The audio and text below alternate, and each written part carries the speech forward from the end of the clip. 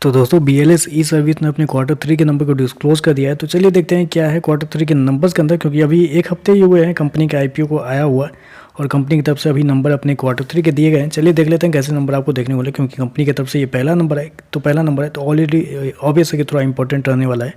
Data lakhs में मैं आपको क्रॉस में बता रहा हूँ। पिछले क्वार्टर में कंपनी ने 80 करोड़ के आसपास का रेवेन्यू जनरेट किया था ऑपरेशन के थ्रू। पिछले साल 69 करोड़ के आसपास, अभी देखें तो बढ़ के 71 करोड़ के आसपास कंपनी का जो रेवेन्यू है वो आपको जाता हुआ देख लो। साल दर साल देखें तो साल दर साल कंपनी के रेवेन्यू के अंदर ज़्यादा बड़ी तेज़ी नहीं है, ऑलमोस्ट 3-3.5% के आसपास का जंप आपको देखने को मिल रहा है। वहीं अगर क्वार्टर जाते हैं तो क्वार्टर कंपनी के रेवेन्यू के अंदर ऑलरेडी आप बोल सकते हैं मतलब 10% के आसपास की गिरावट है। तो क्वार्टर कंपनी का रेवेन्यू जो है आपको गिरता हुआ देखने को मिल रहा है, लेकिन साल दर साल एक हल्की सी तेजी भी आपको देखने को मिल रही है। खर्चे की बात कर लेते हैं तो देखिए पिछले क्वार्टर में कंपनी ने 69 करोड़ खर्च किए थे, पिछले साल 61 करोड़ के आसपास। अभी देखें तो कंपनी के खर्चे 62 करोड़ के आसपास आपको देखने को मिल रहा है।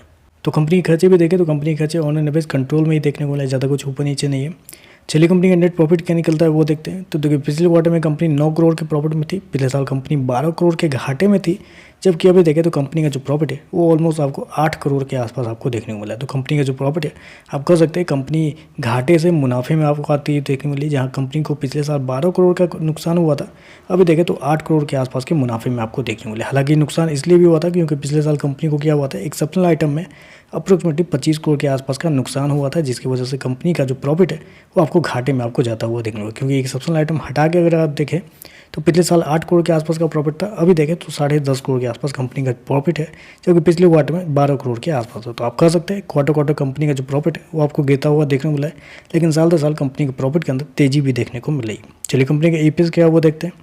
पिछले क्वार्टर में ₹1.27 का, पिछले साल माइनस का ₹2, अभी देखें तो ₹1.12 के आसपास है। तो ओवरऑल अगर नंबर को मैं समराइज करूं तो नंबर ठीक ठाक ही हैं, ज़्यादा कुछ अच्छे तो नहीं लग रहे हैं, क्योंकि साल दर साल 3% के आसपास की रेवेन्यू ग्रोथ है, तो उसको कोई बड़ी ग्रोथ मानी नहीं जाती है, क्योंकि ऑलरेडी शेयर मतलब डबल से भी ज़्यादा पे लिस्टिंग होता हुआ आपको देखने को मिला था।